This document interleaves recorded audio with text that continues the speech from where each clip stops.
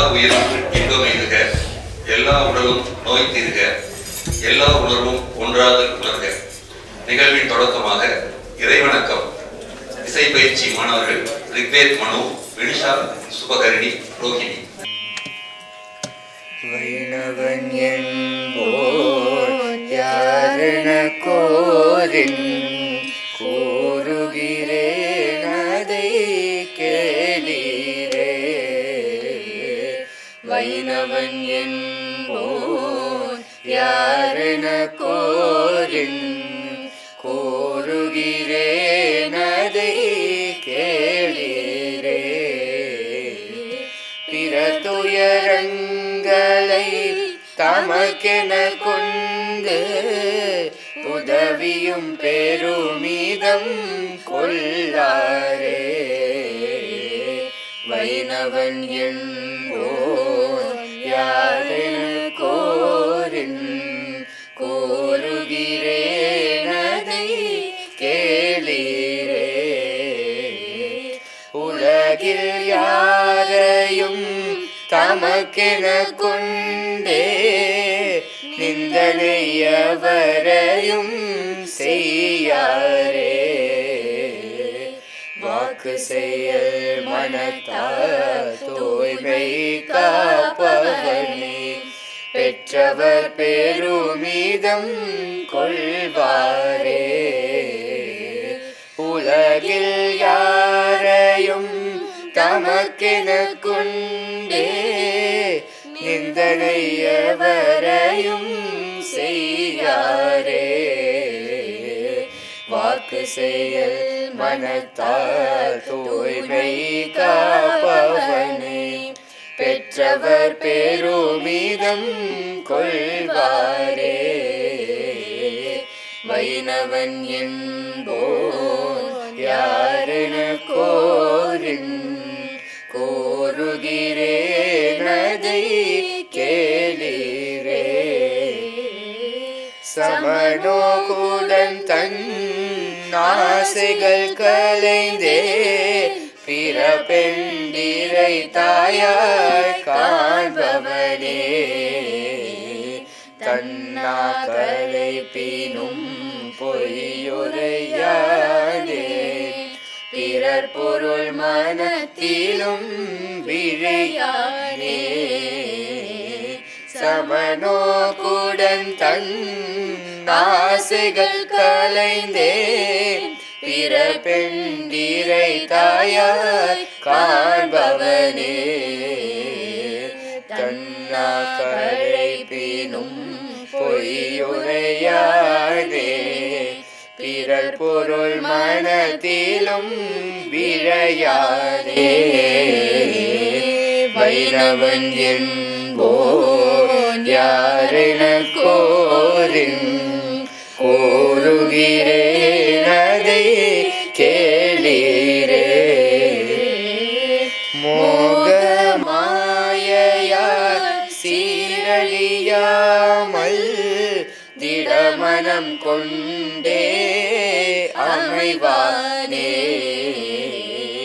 ராமநாமமதை மனத்தினுள் கொண்டே பொருள் மனைத்தும் ஆடுவனே.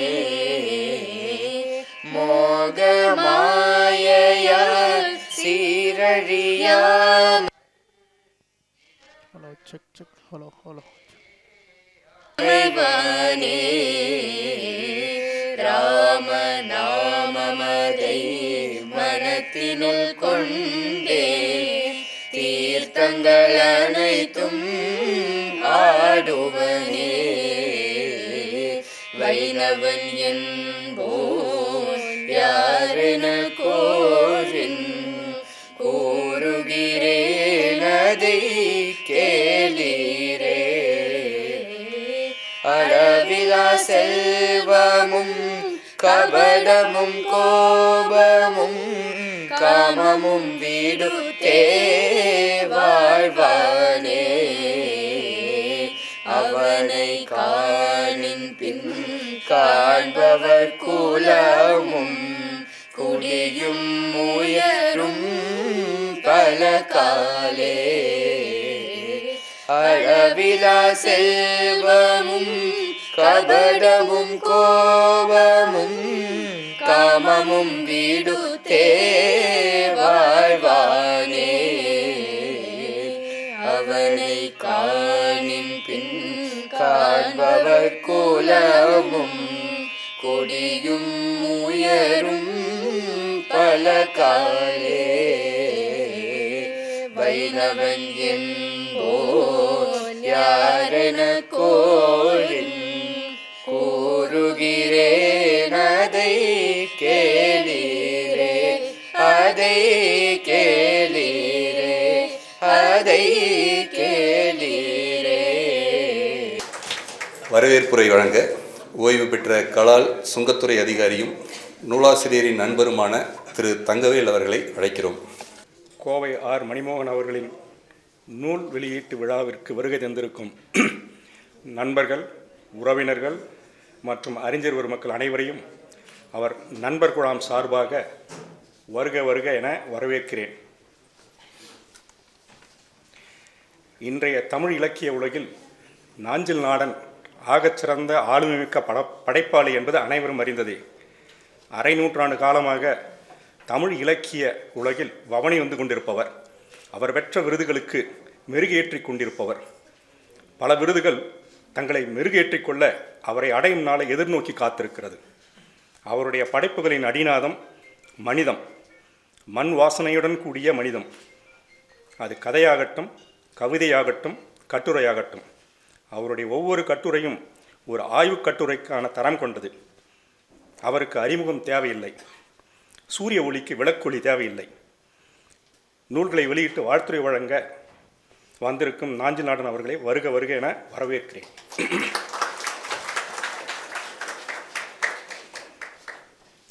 Doctor Olivannan, mechanical engineer பட்டம் பெற்ற doctor Olivannan Chennai Loyola Institute of Business அட்மினிஸ்ட்ரேஷனில் MBA முதுகலை பட்டம் பெற்றவர். 40 ஆண்டுகளாக செயல்பட்டு வரும் எமரால்டு பதிப்பகத்தின் செயல் தலைவராக டாக்டர் ஒளிவண்ணன் பதிப்புத் துறையில் இன்றளவும் சுறுசுறுப்பாக இயங்கி வருகிறார். அவர் சென்னை இலக்கிய விழாவின் நிறுவனர் தலைவராகவும் சென்னை புத்தகக் கழகத்தின் நிறுவனராகவும் உள்ளார். வாருங்கள் படைப்போம் போன்ற ஆன்லைன் முயற்சிகளை முன்னின்று நடத்தி வருகிறார்.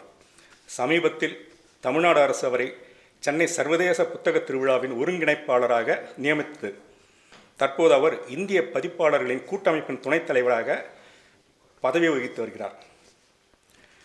திருக்குறள் 108 புத்தகத்திற்கு முன்னுரை வழங்கியிருக்கும் முன்னாள் உச்சமன்ற நீதிபதி ஜஸ்டிஸ் துரைசாமி ராஜு அவர்களுடன் உரையாடி கொண்டிருந்த போது எமரால்டு பப்ளிகேஷன் தான் புத்தகத்தை வெளியிடுகிறார்கள் என்ற தகவலை தெரிவித்தேன். டாக்டர் ஒளிவண்ணன் தானே நல்ல பப்ளிகேஷன் என்று உடனே சர்டிஃபிகேட் கொடுத்து விட்டார். டாக்டர் ஒளிவண்ணன் அவர்களை வருக வருக என வரவேற்கிறேன்.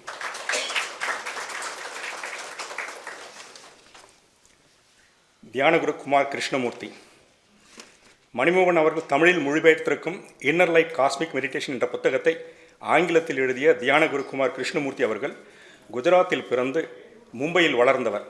அடிப்படையில் தமிழர். இந்த விழா தொடர்பாக அவருடன் பேசிய சில தருணங்களில் இருந்து நான் அறிந்து கொண்டது, அவர் ஒரு சிறந்த பண்பாளர், குழந்தை மனம் கொண்டவர். இந்த விழாவிற்காக தன்னுடைய 8 நண்பர்களை பயணச் செலவு மற்றும் சிரமம் பார்க்காமல் மும்பையிலிருந்து அழைத்து வந்திருக்கும் அவருடைய ஆர்வத்தை கொண்டு அவருடைய குணத்தை அளவிட முடியும். தியானகுரு குமார் கிருஷ்ணமூர்த்தி அவர்களை வருக வருக என வரவேற்கிறேன்.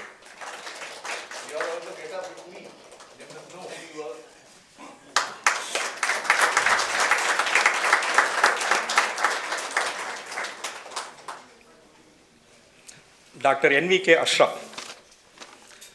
அஷ்ரஃப் அவர்கள் வள்ளுவர் குரல் குடும்பத்தின் மூத்த அடிப்படை உறுப்பினர்களில் ஒருவர். திரு அஷ்ரஃப் உலகின் 22 மொழிகளில் திருக்குறளின் மொழிபெயர்ப்புகளை தனது இணையதளத்தில் பதிவேற்றியுள்ளார். 4 ஆண்டுகளுக்கும் மேலாக அரிதின் முயன்று 1330 குறள்களுக்கும் கணினி மூலம் கருத்து படங்கள் உருவாக்கியுள்ளார். அண்மையில் வெளியான Thirukkural translations in world languages என்ற ஆங்கில நூல் உருவாக்கத்தில் பெரும் பங்களிப்பு அளித்துள்ளார். டாக்டர் NVK அஷ்ரஃப் அவர்களை வருக வருக என வரவேற்கிறேன். நூல்களை பெற்று விழாவிற்கு சிறப்பு சேர்க்க வந்திருக்கும் டாக்டர் கே சத்யநாராயணா, செயலாளர் மணி மேல்நிலைப்பள்ளி அவர்களையும், எழுத்தாளர் அகிலா அவர்களையும் வருக வருக என வரவேற்கிறேன்.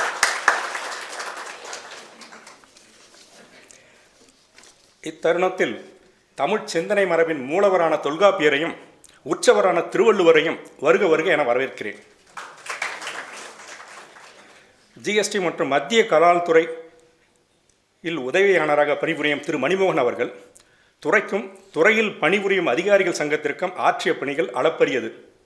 அது அனைவரும் அறிந்தது. தமிழ் சிந்தனை மரபுக்கும் அதன் மூலம் மனிதகுல சிந்தனை வளர்ச்சிக்கும் மணிமோகன் ஆற்றியிருக்கும் பங்கு பெரும்பாலும் யாருக்கும் தெரியாது. அது பற்றி ஒரு சில வார்த்தைகள் நான் சொல்ல விரும்புகிறேன்.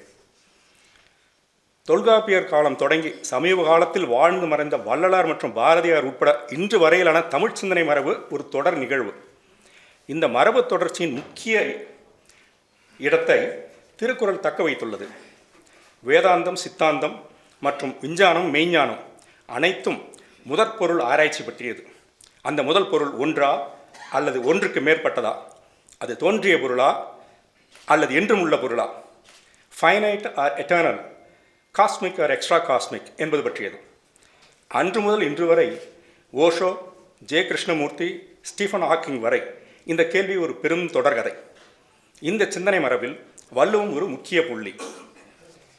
மெய்யின் இயக்கம் அகரமுடு சிவனம், இது தொல்காப்பியர். மெய்யெழுத்தின் இயக்கத்துக்கு இலக்கணம் வகுக்க புகுந்த தொல்காப்பியர் உடல் மற்றும் உலக இயக்கத்திற்கும் சேர்ந்து இலக்கணம் வகுக்கிறார். அகர முதல எழுத்தெல்லாம் ஆதி பகவன், இது வள்ளுவர். இது தலைமை பற்றி வந்த எடுத்துக்காட்டு உவமை என்கிறார் பரிமேலழகர்.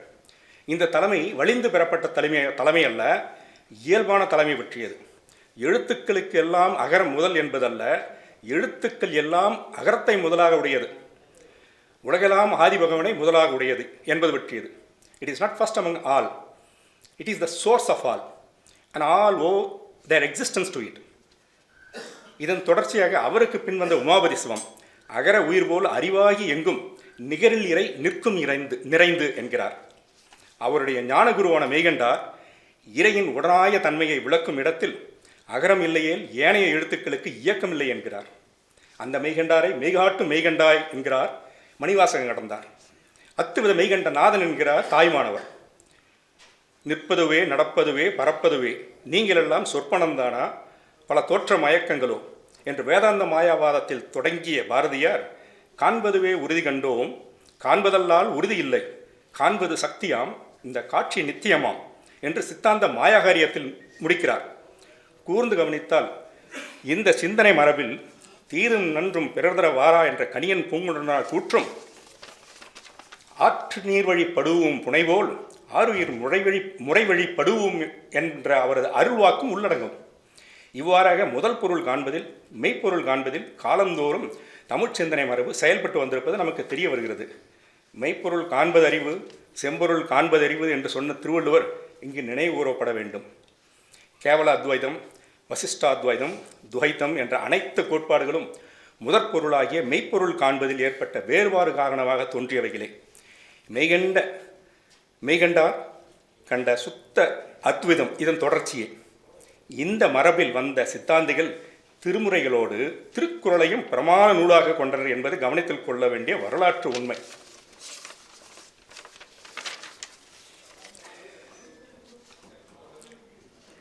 ஆக தமிழ் சிந்தனை மரபின் நெடிய பயணம் முதற்பொருளை நோக்கிய பயணம், காரணகாரியத்தை அடியொற்றிய பயணம், சர்க்காரியவாதத்தை அடிப்படையாக கொண்ட பயணம்.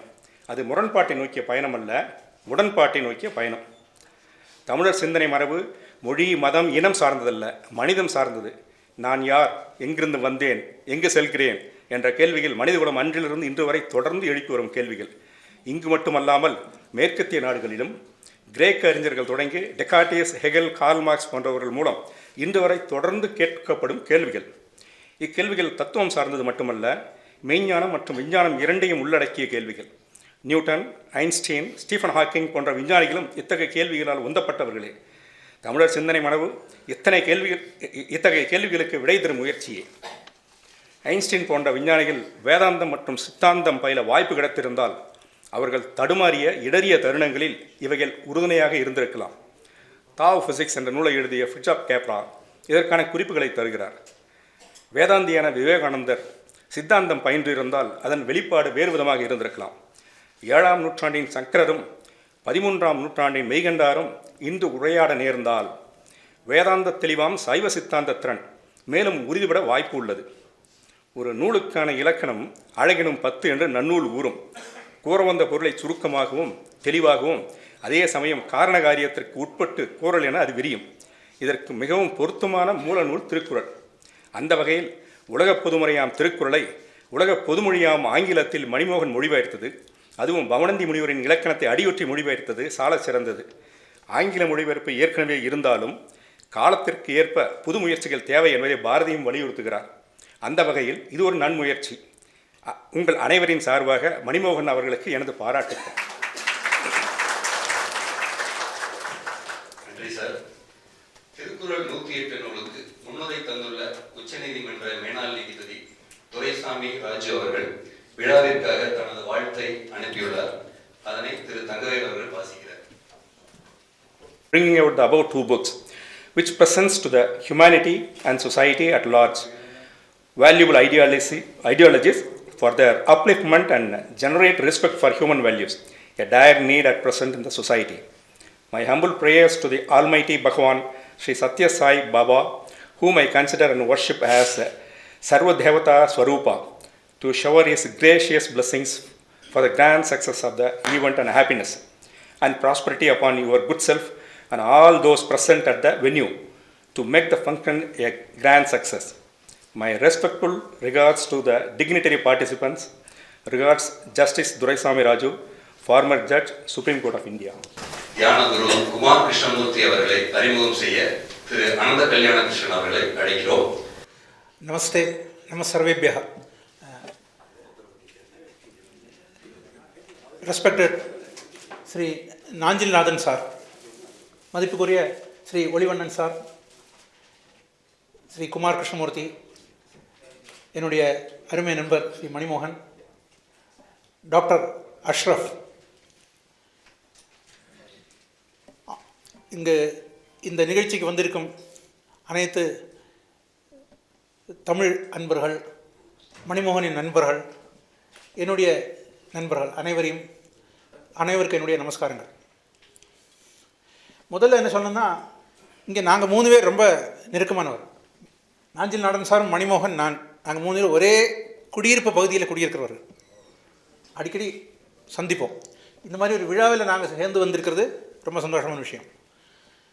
இன்னொன்று எனக்கு ரொம்ப சந்தோஷமான விஷயம் என்னன்னா, இன்றைக்கி டாக்டர் அஷ்ரஃபை சந்தித்தேன். ஏன்னா திருக்குறளுக்கு சமஸ்கிருதத்தில் டாக்டர் ஸ்ரீராம் அவர் ஸ்ரீராம் தேசிகன் அவர் திருக்குறள் சமஸ்கிருதத்தில் இன்னைக்கு நான் சமஸ்கிருத பாரதிங்கிற அமைப்பில் இருக்கிறதுனால சமஸ்கிருதம் சம்பந்தமாக ஈடுபாடு இருக்கிறதுனால எனக்கு சமஸ்கிருதத்தில் ஒரு ஆர்வம். அவருடைய வெப்சைட்டில் தான் இந்த சமஸ்கிருதம் திருக்குறள் சமஸ்கிருதம் டிரான்ஸ்லேஷன் அவருக்கு அவருடைய வெப்சைட்டில் ஒரு முன்னுரையை பார்த்தேன், ப்ரிஃபேஸ். அது முதலே பார்த்துருக்கேன். இன்றைக்கி டாக்டர் அஷ்ரஃப் சந்திச்சோடு தான் அவர் தான் இவருங்கிற எனக்கு இன்றைக்கி தான் தெரிஞ்சது. அதனால் ரொம்ப சந்தோஷமான விஷயம் அது. இன்னொரு விஷயம் என்னென்னா, கற்க கசடர கற்றவை கற்றவன் நிற்க அதற்கு தகன்னு சொன்னாங்க. மணி மேல்பிள்ளை பள்ளியில் பயின்று இன்றைக்கி இந்த மாதிரி ஒரு பெரிய சாதனையை படைக்கிறார் மணிமோகன்னா, அது கற்றுக் கொடுத்ததுலேயும் சிறப்பு, கற்றதுலேயும் சிறப்பு. அதுக்கு ஒரு எடுத்துக்காட்டான ஒரு விஷயம் இது முன்றையும் கூறிவிட்டு இப்போ நான் ஸ்ரீ குமார் கிருஷ்ணமூர்த்தியை அறிமுகப்படுத்த விரும்புகிறேன். எனக்கு குமார் கிருஷ்ணமூர்த்தியை எனக்கு சொந்த சித்தப்பாவுடைய பையன், அது ஒரு பக்கம். ஆனால் கிருஷ்ணமூர்த்தி அவர்கள் எப்படின்னா, அவர் சின்ன வயசுலேருந்தே இந்த மாதிரி தியானம் இந்த மாதிரி விஷயங்களில் அவருக்கு ரொம்ப ஈடுபாடு. அவர் குஜராத்தில் பிறந்தார். அவள் வீட்டில் எல்லாருமே குஜராத்தி பேசுவாங்க. அப்புறம் திருப்பி வளர்ந்ததெல்லாம் பம்பையில். அப்புறம் படிப்பு முடித்து வாஸ் ஒர்க்கிங் இன் ஒரு ஃபார்மசூட்டிக்கல் கம்பெனியில் ஒர்க் பண்ணிகிட்டு இருந்தார். அப்போது சைமல்டேனியஸாக இந்த தியானம் இந்த மாதிரி விஷயங்கள் ஒரு சைமல்டேனியஸ் பேரலாக ஓடிட்டு இருந்தது. ஏன்னா இந்த தியானம்னு பார்த்தோம்னாலே நிறைய பேர் லைஃப்பில் இந்த தியானம் பேரலாக ஓடும். தியானத்துக்காக எல்லாத்தையும் ஒதுக்கி வச்சு தியானம் பண்ண மாட்டான். அதனால தான் இன்றைக்கி திருவள்ளுவர் ஆகட்டும், இல்லை வியாசர் ஆகட்டும், வால்மீகி ஆகட்டும், இல்லை சோக்ரட்டிஸ், அரிஸ்டாட்டில் பார்த்தா அவங்களாம் தியானத்தினால தான் இந்த மாதிரி காரியங்களை சாதித்தார். இப்போ தியானங்கிற எல்லாரோட லைஃப்லையும் இருக்குது. பெரிய பெரிய சாதனையாளர் அப்துல் கலாம் போன்ற பெரிய மேதைகள் எல்லாருமே சைமல்டேனியஸாக தியானம் சொல்லி ஒரு விஷயம் நம்ம மைண்டில் ஓடிட்டு இருக்கோம். ஒர்க் பண்ணும்போது கூட தியானம் பண்ணுவாங்க. அது ஒரு மெத்தட். அப்போ குமார் கிருஷ்ணமூர்த்தியும் அது மாதிரி அவர் ஃபார்மசூட்டிக்கல் லைனில் இருந்தார். அப்புறம் ஷிப்பிங் லைனில் போனார். வெஸ்டர்ன் இந்தியா ஷிப்பர்ஸ் அசோசியேஷன் அதில் பிரசிடெண்ட்டாக வந்தார். பெரிய பெரிய செல்வந்தர்கள் எல்லாம் அவரோட ரொம்ப நெருக்கமாக பழகி வந்தவர் அவர். பட் ஒரு ஸ்டேஜ் வந்தால் அவருக்கு இது போதும், நம்ம ஆன்மீகமான ஒரு லைனில் போனோம், மற்றவர்களை இந்த லைனில் நம்ம இனிஷியேட் பண்ணணுங்கிற ஒரு ஆர்வம் அவருக்கு வந்தது. ஆனால் அவர் மெடிடேஷனில் மற்றவங்களையும் அதை இனிஷியேட் பண்ண ஆரம்பித்து எந்த ஒரு காசு பணம் வாங்காமல் அவளுக்கு ஏன்னா இந்த மெடிடேஷன்னால நிறைய பெனிஃபிட்ஸ் லைஃப்பில் அதை அவர் தானே உணர்ந்ததுனால நிறைய பேர் அவருடைய சிஷ்ய கணங்களாக இருக்கிறார்கள். சாதாரண ரொம்ப ஏழ்மையான மக்கள் அவளெல்லாம் அவருக்கு கொடுத்ததுனால திருப்பி ஃபீட்பேக் அவருக்கு என்னுடைய லைஃப்பில் எனக்கு ரொம்ப சக்ஸஸ் அட்டைன் பண்ண முடிஞ்சுது பிகாஸ் ஆஃப் உங்களுடைய கைடன்ஸ், நீங்கள் தியானம் பண்ண கொடுத்ததுனால அப்படின்னு அவர்கிட்ட. அதனால் அவருக்கு நிறைய ஒரு டிசைபிள்ஸ் நிறைய இருக்காங்க. அந்த மாதிரி தியானம் ஃபீல்டு இருந்துட்டு இந்த தியானத்தை எல்லாருக்கும் பழக்கணுங்கிறதுக்காக அவர் அப்புறம் சம்படி எல்லாம் சஜஸ்ட் பண்ணாங்க, நீங்கள் right a book on this. So he wrote a book in English that was translated into Marathi and also Gujarati. It was translated into Malayalam also. அப்போ மலையாளம் டிரான்ஸ்லேட் வந்திருந்தோடனே எங்கிட்ட அவர் சொன்னார், I would like to get it translate into Tamil அப்படின்னு. அப்புறம் தென் I thought யாரை பார்க்கலாம் கரெக்டாக அந்த சப்ஜெக்ட்லேயும் interest உள்ள ஆளாக வேணும், ஜஸ்ட் லைக் தட் டிரான்ஸ்லேட் வராது. அப்போது தென் மணிமோகன் வி ஒர்க் டுகெதர். அதனால் மணிமோகன் I ask மணிமோகன் brooch the subject. மணிமோகன் was inclined. சரி வெரி ஐ சஜஸ்ட் மணிமோகன். அப்புறம் குமார் கிருஷ்ணமூர்த்தி மணிமோகன் பேசிட்டாங்க. சம்பவ it got up with மணிமோகன்ஸ் imagination and he start translating. ஏதோ ஒரு காரணத்தால் அப்படி நின்றுடுது. டிரான்ஸ்லேஷனில் முடிஞ்சுது, பப்ளிகேஷன் வரல. இது ஏதோ நியோகம், இதுக்கு வரத்துக்கு ஒரு டைம் இருக்குது வெளியிட்டு. அப்போ தான் இந்த திருக்குறள் வந்தது.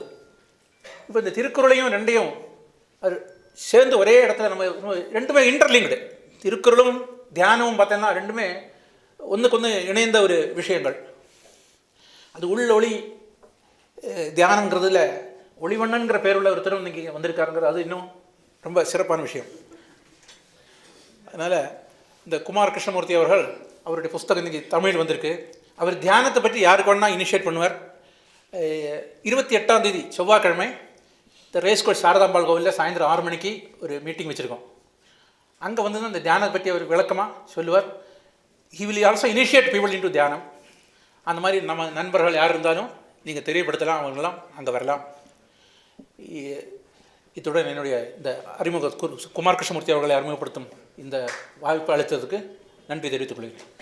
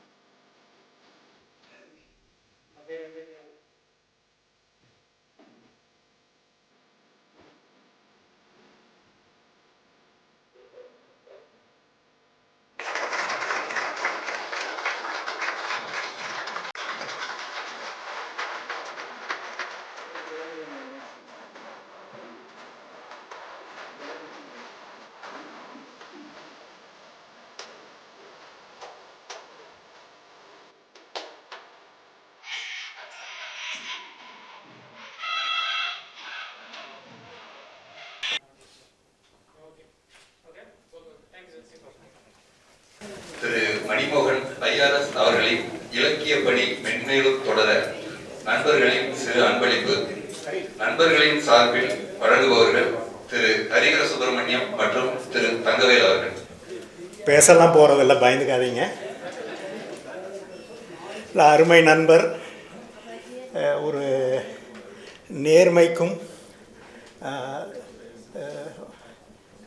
தலைமை பண்புக்கும் மற்ற நல்ல குணங்களுக்கும் துணிச்சலுக்கும் கூர்மையான அறிவுக்கும் எல்லாத்துக்கும் எங்களுடைய என்ன நான் நிறையா சொல்லலாம், இந்த படித்தவங்க மத்தியில் பேச எனக்கு வராது. அதனால் எல்லாத்துக்கும் எங்களுக்கு வந்து ஒரு வழிகாட்டியாக இருக்கிற நண்பருக்கு இவர் வந்து இந்த இந்த எழுத்து பணியில் ஒரு பெரிய நடை போடணும். அது வந்து நீண்டதாக இருக்கணும், அது எல்லாருக்கும் பயனுள்ளதாகவும் இருக்கணும், அவருக்கு ரொம்ப ஆத்ம திருப்தி கொடுக்கக்கூடியதாகவும் இருக்கணும்னு எங்கள் நண்பர்கள் சார்பில் வாழ்த்தி ஒரு சின்ன பங்களிப்பு தயவு செஞ்சு ஏற்றுக்கணும் மணி. தேங்க்யூ.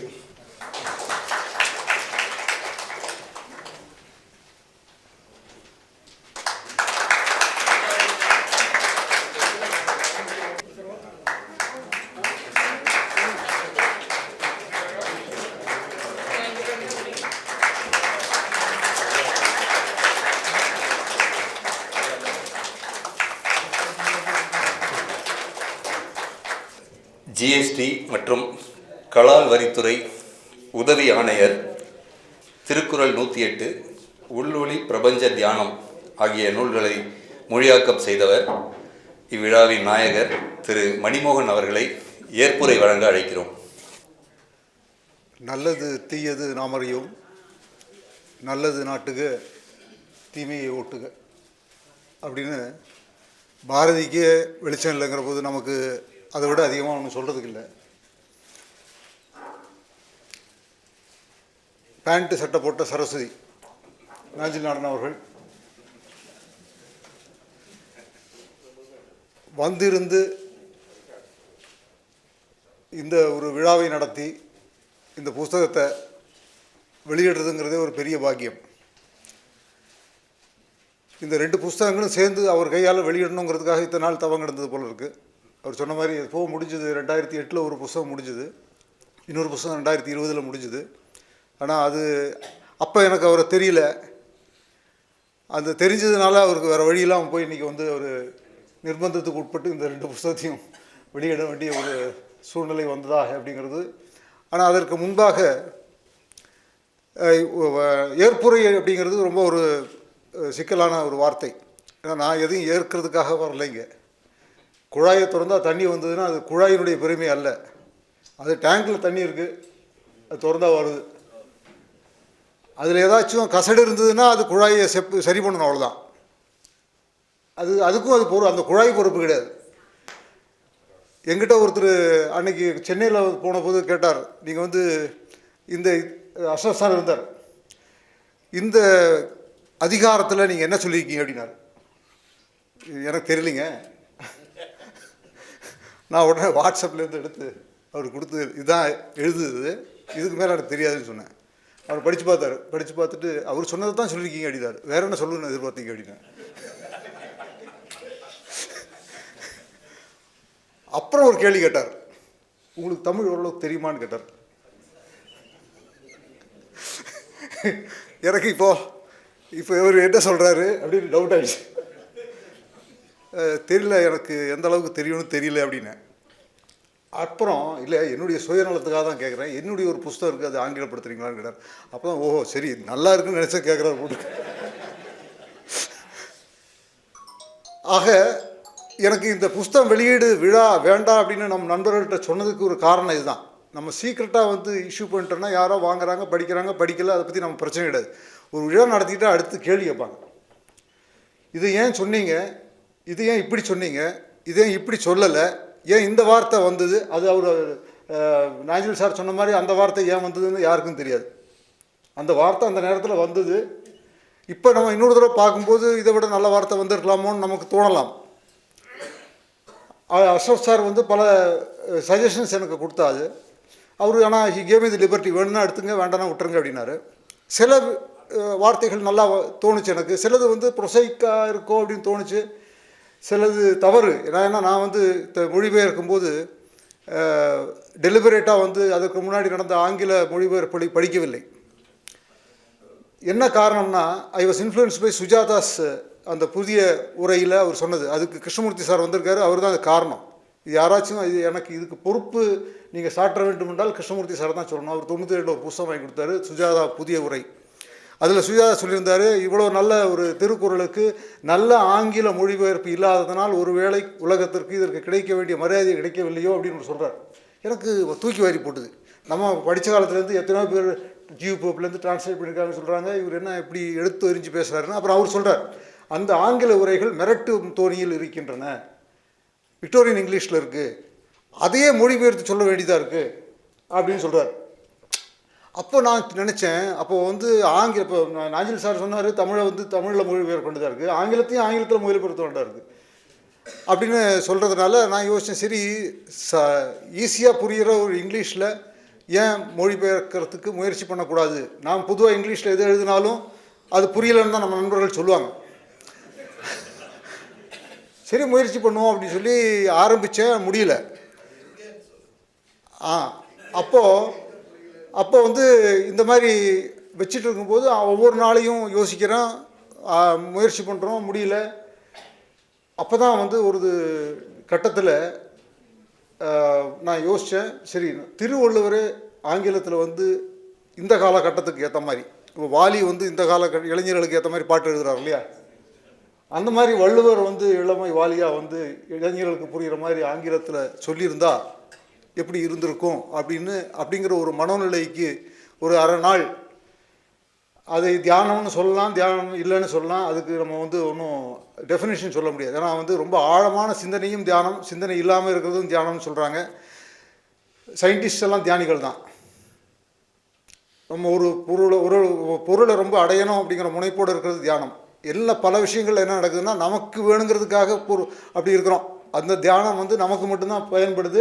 எல்லாருக்கும் வந்து நல்லா இருக்கணும்னு நினைக்கிற அந்த தியானம் நடக்கிறது இல்லைங்கிறது தான் பிரச்சனை. அப்போ இந்த ஒரு மனோநிலையில் இருந்து சிந்தனை செய்த பொழுது வீட்டில் சொல்லிட்டேன், என்னை வந்து டிஸ்டர்ப் பண்ணாதீங்க, சாப்பாடு வச்சுருங்க, வேணா சாப்பிட்டுக்கிறேன், கூப்பிட்டுட்டு இருக்க வேண்டாம். நல்ல வேலை அன்றைக்கெல்லாம் வந்து இது 2002 ஆரம்பிச்சது, செல்ஃபோன் இல்லை, அதனால் யாரும் தொந்தரவு பண்ண முடியாது. அவனும் தொந்தரவு பண்ணலை. அதுக்கப்புறம் எந்த முயற்சி பண்ணியும் வராத குரல் சில டிரான்ஸ்லேஷன்ஸு சில நேரங்களில் கை வலிக்கிற அளவுக்கு வந்தது. ஒரு வாரம் அப்படியே தொடர்ச்சியாக நடந்தது. அதுக்கப்புறம் அலுவலகத்துலேருந்து அர்ஜெண்ட்டாக ஒரு ஃபைல் எடுத்து கொடுத்து சொல்லுங்கன்னு சொல்லி சூப்பர் கூப்பிட்டான்னு சொல்லி எங்கள் அப்பா கதவை தட்டி கூப்பிட்டுட்டார். ஏன்னா அவருக்கு வந்து அலுவலகத்தில் வேலை முக்கியம். அதுக்கு தடைப்பட்டது. அதுக்கப்புறம் அடுத்து வந்து 2003 ஒரு செஷன் பண்ணினோம். அந்த நேரத்தில் தான் சுத்தானந்த பாரதியுடைய ஒரு நூலை பார்த்தேன் ரயில்வே ஸ்டேஷனில், சென்னையில். அப்போ ஒரு கியூரியாசிட்டியில் வாங்கி படித்த பொழுது அங்கே பை சான்ஸ் அவரும் வந்து அவருடைய உரை மொழிபெயர்க்கும் பொழுது அவர் ஒரு தனிமைப்படுத்திக்கிட்டு இந்த மாதிரி ஒரு யார்கிட்டையும் பேசாமல் இருந்து தான் பண்ணினேன் அப்படின்னு சொல்லி சொல்கிறாரு. அப்போ எனக்கு தோணுச்சு, ஒருவேளை இந்த நம்ம சொல்கிறோம் எங்கேயோ அடித்தது வந்து பரமன் முதுகில் அடி தெரிஞ்சுது அப்படின்னு சொல்லி,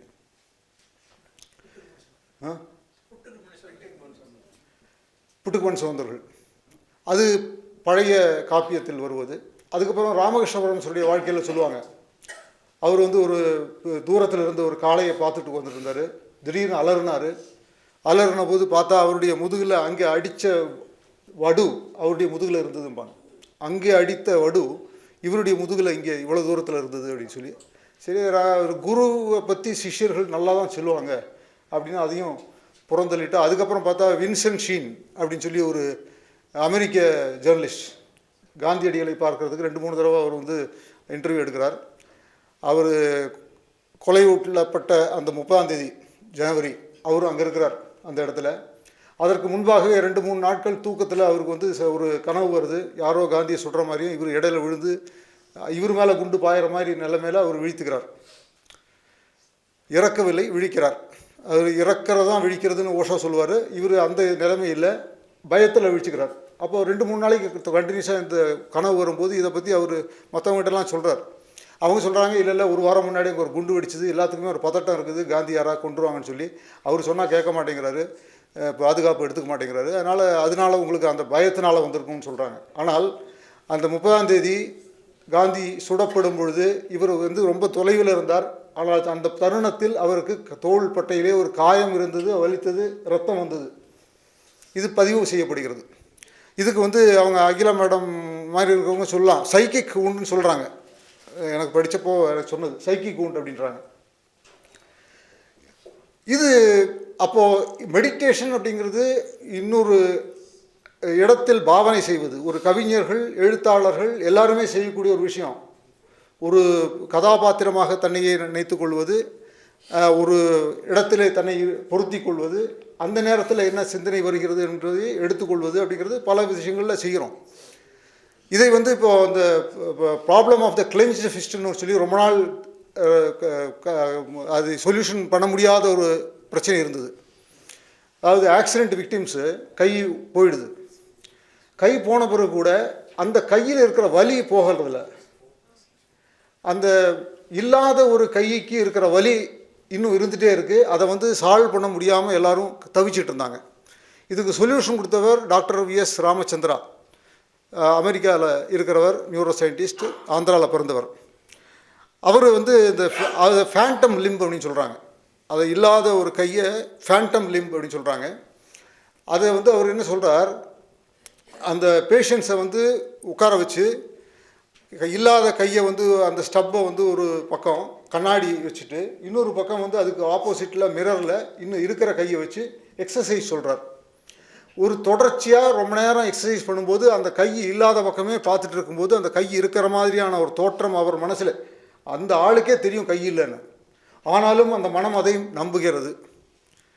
அதுக்கப்புறம் வந்து அந்த கிளென்ச்டு ஃபிஸ்ட்டை ரொம்ப நேரம் பிடிச்சிட்டு விட்டுற சொன்னால் அந்த வலி போயிடுச்சு அப்படிங்கிறது அவர் எக்ஸ்பெரிமெண்ட் மூலமாக ப்ரூவ் பண்ணுறத அந்த ஃபேண்டம்ஸ் இந்த பிரெயின்கிற புஸ்தகத்தில் சொல்லும்போது அவர் அதில் சொல்கிறார், if a body sitting opposite to you is able to perform the commands arising out of your mind without a gap for a continuous 20 minutes, then the mind starts thinking that is its body. விட்டலாச்சாரியார் படம் பார்க்குற மாதிரி இருக்கும், அது தூக்கி வாரி போட்டுச்சு. இந்த சாப்டரை வந்து அவர் ஆரம்பிக்கும் போது he starts by quoting Adi Shankara, body is the creation of the mind. அது ஆரம்பிக்கும் போது யோசித்தேன், இந்த ஆள் என்னத்துக்கு ஆதிசங்கராவை கோட் பண்ணுறாருன்னு யோசித்தேன். பாடம் முடியும் போது தான் தெரியுது 20 நிமிஷத்தில் நம்மளுடைய உறவு முடிஞ்சு போச்சு. நம்முடையது அப்படின்னு சொல்கிற அந்த பாடி 20 நிமிஷம், if some other body is capable of performing the work that is the command arising out of my mind, அதுதான் இந்த டெக்னிக். இந்த கையை வந்து நமக்கே தெரியும், consciously I know that I don't have this limb, ஆனால் 20 நிமிஷம் கண்டினியூஸாக எக்ஸசைஸ் கொடுத்தா I start believing that is my limb where I don't have a limb. அப்போது எந்த அளவுக்கு வந்து நம்முடைய மனம் நம்மளுடைய கட்டுப்பாட்டில் இருக்கிறதா நம்ம நினச்சிக்கிட்டு இருக்கோம் அப்படிங்கிறது ஒரு விந்தையான ஒரு விஷயம். அது இந்த டிரான்ஸ்லேஷன் மூலமாக அது செய்யும்போது, அது செஞ்சு 2003 செகண்ட் ஃபேஸ் முடிஞ்சுது.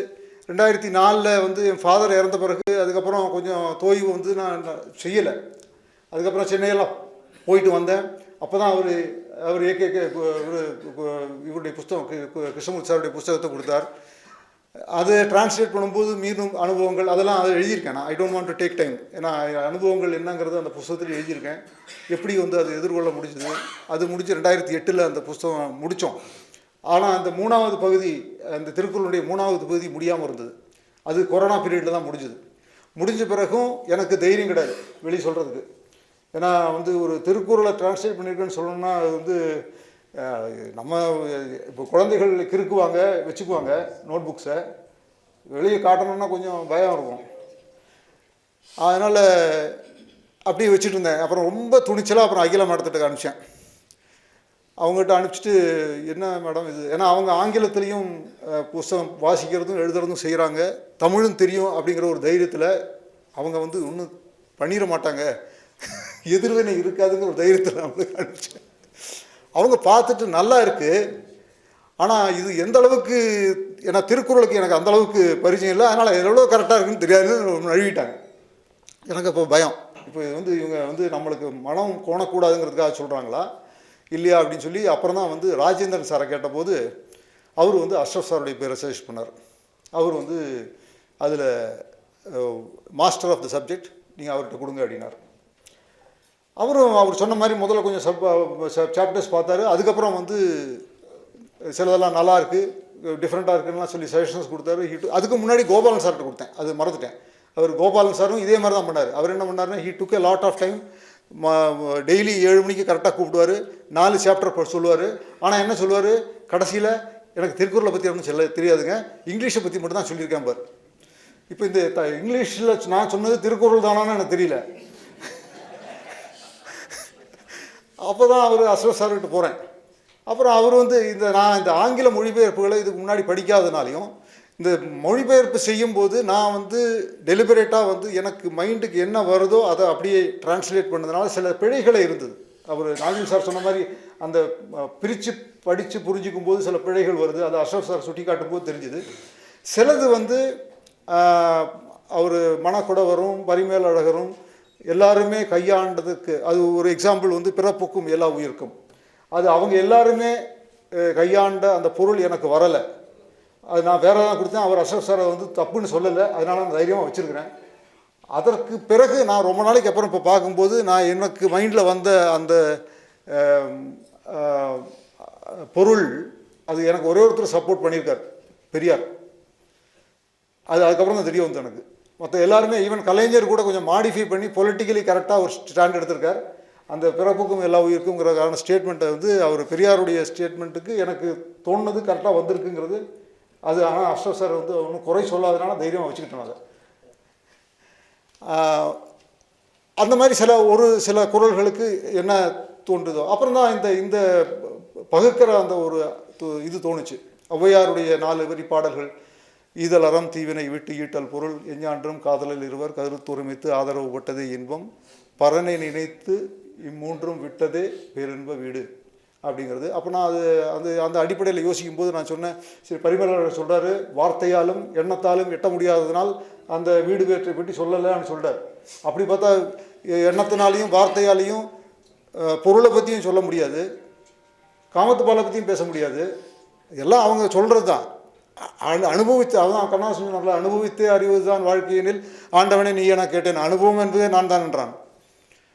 அந்த அனுபவம் தான் எல்லாமேங்கிற போது அறத்து பாலை தவிர அது மொராலிட்டி மட்டும் ப்ரீச் பண்ணிக்கலாம், மற்ற எல்லாத்தையும் அனுபவிச்சு தான் தெரிஞ்சுக்கணும்.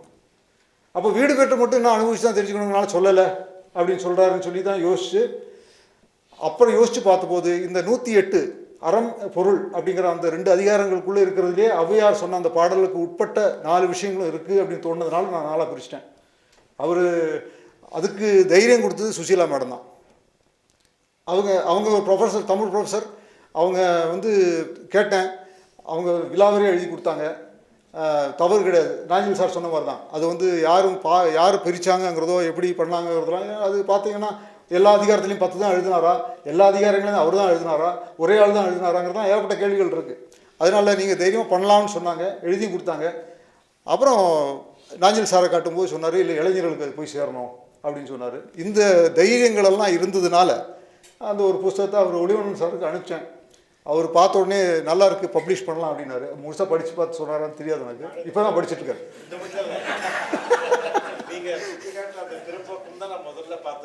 பார்த்துட்டீங்களா? சரியா இருக்கு. அதனால் அவர் பண்ணலாம் பப்ளிஷ் பண்ணலான்னு சொன்னார். நான் ஒரு ரிக்வஸ்ட் அவர்கிட்ட கேட்டேன், அவர் டேட் சொல்லுங்கள் எப்போ பண்ணலான்னாரு. அது ஏன் சார் 20 வருஷம் ஆச்சு, என்றைக்கு பண்ணலாம்? இல்லை அப்படி கிடையாதுங்க, ஏதோ டேட் வைக்கணுன்னாரு. அப்போ நானாக சொன்னேன், சரி வள்ளுவர் டே வச்சுக்கலாம் அப்படின்னு சொல்லி சரின்ட்டார். அதுக்கப்புறம் தான் நம்ம நண்பர்கள் வந்து சரி இந்த தமிழ் புஸ்தகத்தையும் சேர்த்து நம்ம இங்கே கோயம்புத்தூரில் ஒரு வெளியீடு நாஞ்சில் சாரை வச்சு பண்ணணும், 2 சேர்த்து பண்ணணும் அப்படின்னாங்க. நாஞ்சில் சாரும் மனமும் வந்து இன்றைக்கி 25ஆம் தேதி பண்ணிக்கலாம் அப்படின்னு சொல்லிட்டார். அப்புறம் ஒளிவண்ணன் சார்கிட்ட சொன்னபோது அவ்வளோ பெரிய எழுத்தாளர் நீங்கள் வந்து 25ஆம் தேதி பண்ணும்போது அதுக்கு முன்னாடி 15ஆம் தேதி அங்கே பண்ணால் சரி வராது, நீங்கள் 25ஆம் தேதி முதல்ல பண்ணுங்கள், அதுக்கப்புறம் தனியாக வேணால் அதுக்கு தனியாக இங்கே சென்னையில் தான் பண்ணிக்கலாம்னு சொன்னார். நானும் ரைட்டு, அது கரெக்டு தான் அவர் சொன்னது, அவருடைய கையால் முதல்ல வெளியிடட்டும் அப்படின்னு சொல்லி சொன்னதுனால இந்த தருணத்தில் அந்த ஒரு பெரிய பாக்கியம் கிடைக்கிறதுக்கு அது நண்பர்கள் அது நான் சொன்ன மாதிரி இந்த விழா நடத்தணும் அப்படின்னு நண்பர்கள் முனைப்பாக இருந்தாங்க. நான் சொன்னேன் அது தெரியணும், அவன் இல்லைல்ல அதெல்லாம் தெரிய வேண்டாம்னாங்க. இல்லை அது ஏன்னா இதுக்கு பொறுப்பு யாருன்னு நான் எடுத்துக்க முடியாது, விழா நடத்துறதுக்கு பொறுப்பு அவங்க தான் அப்படிங்கிறது 4 பேர் தெரியணுங்கிறதுக்காகவே கூப்பிட்டு அவங்கள ஐடென்டிஃபை பண்ணுங்கிறதுக்காகவே சொன்னோம். இல்லை அவர்களுக்கும் எல்லா விஷயங்கள்லையும் நான் இப்போ வந்து அதனால் ஏற்புரையில் நான் வந்து முதல்ல வந்து ஏற்கலை அப்படின்னு சொல்லிட்டேன். அதனால் ஏற்பு உரை இல்லை, அது வந்து நன்றி உரை தான். நன்றி சொல்லும் பொழுது நம் தாய் தந்தையர் முதற்கொண்டு நமக்கு பாடம் சொல்லி கொடுத்த, அதனால தான் மணி ஸ்கூலுடைய பிரின்சிபாலை வந்து நான் கண்டிப்பாக வரணும் அப்படின்னு கேட்டுக்கிட்டேன். அவர் மனமும் வந்து ஒத்துக்கிட்டார். ஏன்னா எனக்கு வாழ்க்கையில் 2 ஆசிரியர்களை தினமும் மறக்க முடியாத ஆசிரியர், ஒன்று ஜோகி மாஸ்டரும், இன்னொன்று பத்மநாபன் சாரும். அந்த ஜோகி மாஸ்டர் வந்து பலரும் வந்து பைத்தியக்காரம்பாங்க. அவருக்கு என்ன பிடிக்கும்? பைத்தியத்தை பிடிக்கும் அப்படி. வேறு பசங்களுக்கு அவரை பிடிக்காது, ஏன்னா அவர் ஒரு டிசிப்ளினேரியன். ஆனால் அவர்கிட்ட ஏகப்பட்ட விஷயங்கள் இருந்தது. அந்த விஷயங்கள் அவர் வந்து அவர் கிருஷ்ணமூர்த்தி சார் சொன்ன மாதிரி என்னை பார்த்து அவருக்கு ஏதோ காரணத்தினால பிடிச்சிருச்சு. அவர் வந்து எனக்கு எலிஜிபிலிட்டி இல்லாத போது கூட புத்தகங்களை அவருடைய பேரில் லைப்ரரியில் எடுத்து எனக்கு கொடுப்பார். 6வதுலேருந்து 9வதுலேருந்து தான் புத்தகம் எடுக்கிறதுக்கான எலிஜிபிலிட்டி இருக்குது ஸ்கூலில். 6வதுலேருந்து அவர் தன்னுடைய பேரில் புத்தகத்தை எடுத்து எனக்கு கொடுப்பார் படிக்கிறதுக்கு. அதே மாதிரி பத்மநாபன் சார், பத்மநாபன் சாருடைய இது என்னென்னா, சின்ன குழந்தைகள் முதற்கொண்டு எல்லாத்துக்கிட்டையும் வந்து அதே அளவுக்கு சராசரியாக. நான் அந்த காலத்தில் அவர்கிட்ட 8வது படிக்கும்போது ஒரு லெட்டர் எழுதி கொடுத்தேன், இந்த டைமிங் எல்லாம் மாற்றலாம் ஸ்கூலுக்குன்னு. நம்ம என்னமோ வந்து அவரை எங்கிட்ட அதை வந்து ரொம்ப விலாவரியாக டிஸ்கஸ் பண்ணார். எனக்கு இப்போ யோசிச்சா அவர் பைத்தியக்காரனா நான் பைத்தியக்காரனா? அவர் ஒரு ஹெட் மாஸ்டர் ஒரு 8வது படிக்கிற பையன்கிட்ட ஸ்கூல் டைமிங் மாத்திரை பற்றி பேசியிருக்கிறார். அவருடைய அந்த ஒரு குணம், அவர் சொல்லி கொடுத்த விஷயங்கள், rise up to the occasion. அவருடைய அசம்பிளியில் எப்போ பாரு அவர் சொல்கிறது ஒன்று, rise up to the occasion அப்படிங்கிறது ஒன்று தான். எந்த நிலைமையிலையும் rise up to the occasion அப்படின்னு அடிக்கடி வலியுறுத்துவார். அந்த மாதிரி அந்த ஆசிரியர்கள் சொல்லிக் கொடுத்தது. அதற்காக அவர் மணி ஸ்கூல் சார்பில் அவர் பிரின்சிபால் வந்ததுக்கு எனக்கு ரொம்ப நன்றி. நண்பர்கள், கிருஷ்ணமூர்த்தி சார் வந்து எனக்கு வந்து அந்த ஒரு புஸ்தகத்தை கொடுத்து அதை மொழிபெயர்க்கிறதுக்கான ஒரு வாய்ப்பை கொடுத்தது ஒரு பெரிய பாக்கியம் எனக்கு. ஏன்னா அது வந்து அனுபவப்பட்டு ஒரு கஷ்டம் வரும்போதும் அவர் தான் சொன்னார். அதில் எழுதியிருக்கேன், அது இடையில தடங்கள் வந்தது, அப்போ நான் நிறுத்திட்டேன். மீண்டும் வந்து ஆரம்பிக்கும்போது அந்த தடங்கள் மீண்டும் வந்தது. அப்போ அவர் கூப்பிட்டாரு, என்னன்னாரு, நான் சொன்ன மாதிரி தடங்கள் வந்திருக்கு, அதெல்லாம் அப்படியெல்லாம் பண்ணும்போது தடங்கள் வரத்தான் செய்யும், அது கண்டினியூ பண்ணுங்க, அது போய்ட்டு தானா அப்படின்னாரு. அது அப்படி தான் நடந்தது. அதுக்கப்புறம் வாழ்க்கையில் பல நேரங்களில் அந்த அனுபவம் எனக்கு வந்தது. அதனால் இதுக்காக வந்து நம்ம ஒத்தி போடக்கூடாது அப்படிங்கிற அந்த அனுபவம் வந்தது. இது எல்லாத்துக்கும் மேலே இந்த வாய்ப்பு அளித்த என்னுடைய அனைத்து நண்பர்கள், உற்றார் உறவினர் எல்லோருக்கும் இந்த வேளையில் என்னுடைய நன்றியை கூறிக்கொண்டு நன்றி கூறுகிறேன். அடுத்து நன்றி உரை வழங்க ஓய்வு பெற்ற கலால் மற்றும் சுங்கத்துறை அதிகாரி திரு கோபாலன் அவர்கள். அன்பு நண்பர்களே, நீங்கள் ஆவலோடு எதிர்பார்த்த தருணம் வந்திருக்கிறது. நன்றி நவிலில் அதிக நேரம் எடுத்துக்கொள்ள மாட்டேன். ஒரு 5 மணித்துளியில் முடித்து விடுகிறேன். இந்த நிகழ்வுக்கு வந்திருந்து இதை சிறப்புக்குரியதாக ஆக்கியிருக்கிற அத்துணை நல்ல உள்ளங்களையும் வணங்கி மகிழ்கிறேன். இந்த தருணத்தில் என்னுடைய நண்பர் தங்கவேல் அவருக்கு நன்றி சொல்ல கடமைப்பட்டிருக்கிறேன். அவர்தான் இந்த பணியை இடம் கொடுத்து செய்ய சொன்னார். அந்த வாய்ப்புக்கு நன்றி. முதல் தங்கவேலுக்கே நான் நன்றி சொல்ல வேண்டும். ஏனென்றால் நிகழ்ச்சிக்கு வந்திருக்கிற அத்தனை பேரையும் வரவிருக்கிற அவருடைய பேச்சில் நிறைய விஷயங்களே கொடுத்திருந்தார். எத்தனை பெரிய ஞானவான்களாக நம்முடைய நண்பர்கள் திகழ்கிறார்கள் என்று எண்ணி பார்க்கிற போது மனது நிகழ்கிறது. அவருக்கும் ஒரு நன்றி. அடுத்து விழாவின் நாயகன் மணிமோகன். மணியை எங்கள் நண்பர் என்று சொல்லிக் கொள்வதில் நாங்கள் மிகவும் பெருமைப்படுகிறோம். இப்பொழுது இவர் செய்திருக்கிற முயற்சி தமிழிலிருந்து ஆங்கிலம், ஆங்கிலத்திலிருந்து தமிழ், இந்த கன்னி முயற்சி சிறப்பாக செய்திருக்கிறார். இது இவருடைய முதல் முயற்சி. நம்முடைய இலக்கியத்தில் சொல்வார்கள், ஒரு குழந்தையினுடைய தளிர் நடை, சிறு நடை. இந்த நடை ஒரு அழுத்தமான ஓட்டமாக அமைய வேண்டும் என்று எங்கள் நண்பர்கள் அத்தனை பேர் சார்பாக கேட்டுக்கொள்கிறேன். இப்போது செய்திருக்கிறது வெறும் மொழிபெயர்ப்பு, அவருடைய சொந்த விஷயம் அல்ல. யாரோ ஒருவர் எழுதியதை இவர் மொழிபெயர்ப்பு செய்திருக்கிறார். அது தனக்குரிய பாணியில் சிறப்பாக செய்திருக்கக்கூடும். ஆனால் அவருக்கு வாய்த்திருக்கிற அனுபவங்கள் மிக அதிகம். ஒரு அதிகாரியாக அவர் சார்ந்திருக்கிற அசோசியேஷன் சார்பாக அவர் செய்த பணிகள், அதுபோக தன்னார்வ தொண்டு நிறுவனங்களோடு அவருக்கு இணைப்பு, இது போக அவர் சார்ந்திருக்கிற பகுதியில் ரெசிடென்ஷியல் வெல்ஃபேர் அசோசியேஷன் அதிலையும் ஒரு சிறப்பு அங்கத்தினராக இருந்திருக்கிறார். இத்தனை அனுபவங்களையும் கொண்டிருக்கிற இவர் தனக்கு ஏற்படுகிற அனுபவங்களை சொந்த சரக்காக, சொந்த சாகித்யமாக இவர் எழுத வேண்டும் என்பது என்னுடைய ஆவல். எங்கள் நண்பருடைய எண்ணமாக கூட அது இருக்கக்கூடும். இவர் சிறந்த உழைப்பாளி, மொழியில் நல்ல ஆளுமை, நல்ல நினைவாற்றல் கொண்டவர். எல்லாவற்றுக்கும் மேலாக தேடி சோறு தினம் தின்று என்று பாரதி சொல்கிற வார்த்தையை போல புத்தகங்களை தேடி தூக்கமின்றி சாப்பாடின்றி நிறைய படிக்கக்கூடிய வாசிப்பாளர்.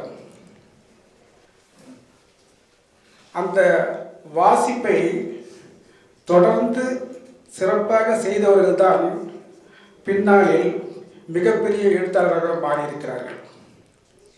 இன்றைக்கு மிகப்பெரிய உயரங்களை தொட்டிருக்கிற பல எழுத்தாளர்கள் ஆரம்பத்தில் சிறந்த வாசிப்பாளர்களாக இருந்திருக்கிறார்கள். நம்முடைய கோவை மாவட்டத்தில் இருக்கிற மிக பெரும் ஆளுமையான கவிஞர் புவியரசு, சிற்பி பாலசுப்ரமணியம், கர்நாடகாவில் இருக்கிற கவிஞர் பாவண்ணன், இவர்கள் எல்லோரும் கூட மொழி மாற்றம் செய்திருக்கிறார்கள். மலையாளத்திலிருந்து தமிழ், கன்னடத்திலிருந்து தமிழ். அவர்கள் செய்த மொழி மாற்றத்திற்கு சாகித்ய அகாடமி புரஸ்கார் அவார்டு போன்றவற்றை பெற்றிருக்கிறார்கள். இந்த மொழி மாற்றம் செய்திருக்கிற இந்த நிகழ்வுக்கு மணிக்கு என்ன விருது கிடைத்திருக்கிறதா? நிச்சயமாக கிடைத்திருக்கிறது. எப்படி என்று சொன்னால், இவர் செய்திருக்கிற இந்த கன்னி முயற்சியை பாராட்டும் விதமாக புத்தகத்தை வெளியிட்டு ஒரு பெரிய சிறப்புரையை நல்கியிருக்கிற எழுத்து ஜாம்பவான் நாஞ்சில் நாடன் வந்திருக்கிறார் என்று சொன்னால், இதைவிட பெரிய விருது என்னவாக இருக்க முடியும்? இது கிடைத்தற்கரிய பேர் என்று நான் எண்ணுகிறேன். அந்த வகையில் நீங்கள் ஆசீர்வதிக்கப்பட்ட மனிதர் என்றே நான் சொல்வேன்.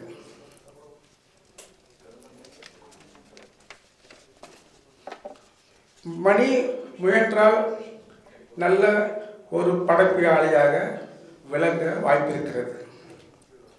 ஏனென்று சொன்னால், அந்த அளவுக்கு அவருடைய அனுபவ ஞானம் இருக்கிறது, எழுத்து வன்மை இருக்கிறது. எழுத்துக்களை கூட்டினால் இலக்கியம், அனுபவம் தானே இலக்கியம். அந்த அனுபவங்கள் நிறைய இருக்கிற பொழுது அதை எழுத்து வடிவமாக கொண்டு வந்து நிறைய புத்தகங்களை அவர் கொண்டு வர வேண்டும் என்று இந்த நேரத்தில் நான் கோரிக்கையாக விடுக்கிறேன். நீங்கள் நிறைய எழுதுங்கள், அதை ஆராதிக்கவும் கொண்டாடவும் நாங்கள் தயாராக இருக்கிறோம். முயன்றால் முடியாதது ஒன்றும் இல்லை. நான் கல்லூரி படிவத்தில் இருக்கிற போது ஒரு நிறுவனத்தினுடைய மோட்டோவை பார்த்தேன். அந்த கம்பெனியுடைய பெயர் மறந்துவிட்டது, ஆனால் அந்த வார்த்தை மட்டும் மனதில் போய் தங்கிவிட்டது. Under the sun anything is possible on this earth. முயலுங்கள், வெற்றி பெறுங்கள். If you think you can. அடுத்து நம்முடைய சிறப்பு அழைப்பாளர் நாஞ்சில் நாடன் அவர்கள். இவர் சென்ட்ரல் எக்ஸைஸ் துறைக்கு புதியவர் அல்ல. சென்னையில் பணிபுரிந்த SV ராமகிருஷ்ணன் என்கிற அடிஷ்னல் கலெக்டர், அவர் இவருக்கு நெருக்கமான நண்பர். அவர் பம்பாய் நகரத்தில் பணி செய்து கொண்டிருக்கின்ற பொழுது இவரும் அவரும் மணிக்கணக்காக பேசியதாக நாஞ்சில் நாடன் எழுதியிருக்கிறேன். அடுத்து நம்முடைய மணமகள் மன்றத்தில் ஒரு 10 ஆண்டுகளுக்கு முன்பு இலக்கியம் என்ன செய்யும் என்கிற ஒரு பொருளில் 1 மணி நேரத்திற்கு மேலாக ஒரு சிறப்பு உரையை நாஞ்சில் நாடன் அவர்கள் நடத்தினார்கள். நிகழ்வுக்கு வந்திருந்த பல பேர் அதை கேட்டு இன்புற்றிருக்கக்கூடும் என்று நான் கருதுகிறேன். நான் என் சார்ந்த துறைக்கு நன்றி சொல்ல கடமைப்பட்டிருக்கிறேன். என்னையும் நாஞ்சில் நாடன் அவர்கள் இணைத்தது என்னுடைய துறைதான். அப்பொழுது நான் ஆய்வாளர், டீலஸ் ரேஞ்ச் என்று சொல்லப்படுகிற ரேஞ்ச் 4Bயில் பணியாற்றி கொண்டிருக்கிறேன். சில ஆவணங்களை பரிசோதிக்க வேண்டியிருந்தது. அந்த ஆவணங்களை கொண்டு வருமாறு WH பிராடி என்கிற நிறுவனத்திற்கு பேசி அதை கொண்டு வர சொல்லியிருந்தேன். அந்த ஆவணங்களை கொண்டு வந்தது நாஞ்சில் நாடன். அப்பொழுது அந்த நிறுவனத்தின் உதவி மேலாளர் பொறுப்பில் அவர் இருந்தார். ஆவணங்களை பார்த்தாகிவிட்டது, சரியாக இருந்தது.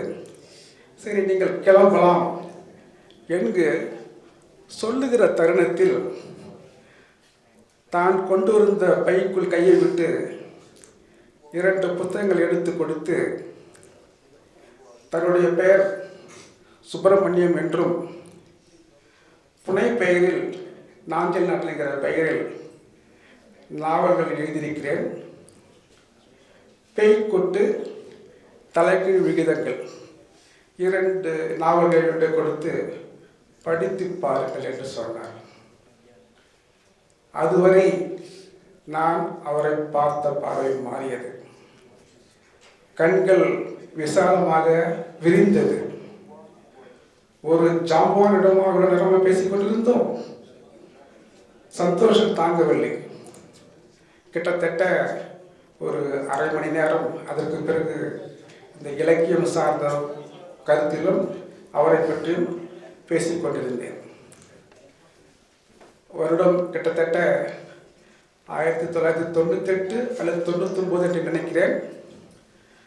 25 ஆண்டுகளாக அந்த நட்பு அப்படியே இறுகி கிடக்கிறது. அவ்வளவு பெரிய முது எழுத்தாளருடன் பழகுற வாய்ப்பை கொடுத்த இறைவனுக்கு நான் நன்றி சொல்ல கடமைப்பட்டிருக்கிறேன்.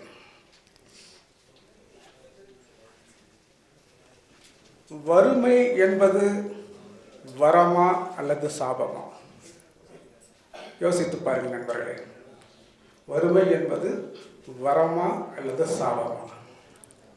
என்ன சொல்வீர்கள்? வறுமை என்பது சாபம்தான். நான் சொல்வேன், வறுமை என்பது வரம். அதற்கு சாட்சி நாஞ்சில் நாடன். அவர் நாகர்கோயிலுக்கு பக்கத்தில் ஒரு சிறிய கிராமத்தில் ஒரு விவசாய குடும்பத்தில் பிறந்து வளர்ந்தார்.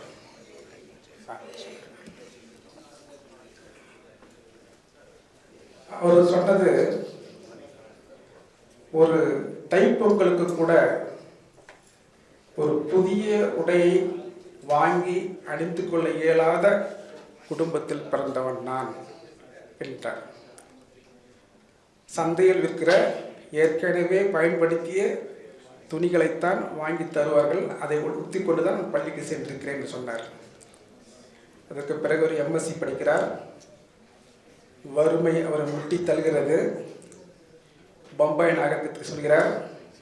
அங்கு பல வேலைகளை பார்க்கிறார். பம்பாய் தமிழ்ச்சங்கத்தில் தன்னை இணைத்துக் கொள்கிறார். பெரிய ஆளுமைகளை சந்திக்கிறார்.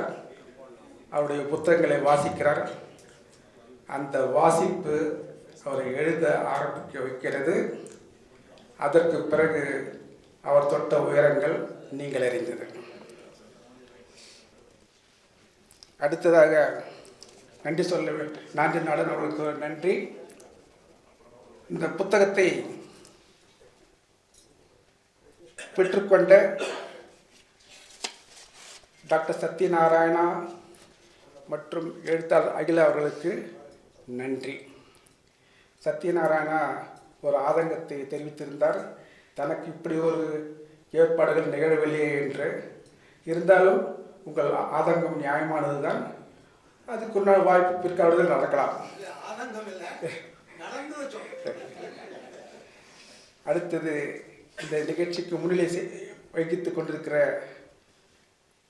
ஒளிவண்ணன் அவர்கள். சத்தமில்லாமல் பழைய காரியங்களை அவர் செய்து கொண்டிருப்பது அவர் பேச்சின் மூலமாக தெரிந்தது.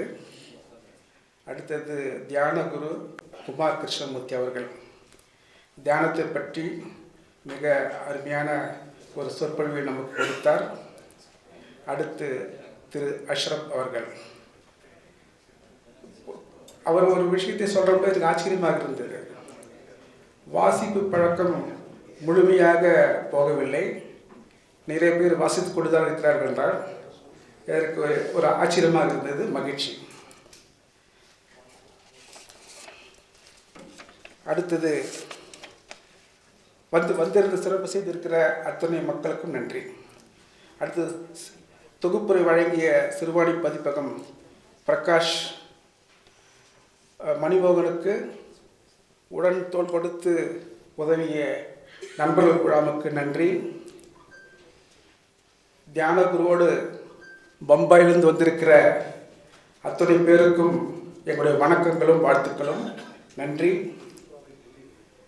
இந்த நிகழ்வை சிறப்பான முறையில் பதிவு செய்து கொண்டிருக்கிற சுருதி டிவிக்கு நன்றி. அடுத்து புகைப்பட கலைஞர் கேமரா பாஸ்கர் அவர்களுக்கு நன்றி.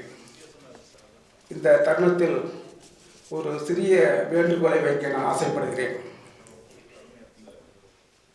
கைபேசி வந்த பிறகு, டிவி வந்த பிறகு வாசிப்பு பழக்கம் முற்றிலுமாக போய்விட்டது. நாம் வாசிப்போம், வாசிப்பை நேசிப்போம், வாசிக்க தொடங்குவோம் என்று ஒரு வேண்டுகோளோடு இத்தோடு என்னுடைய நன்றி உரையை முடித்துக் கொள்கிறேன். நன்றி.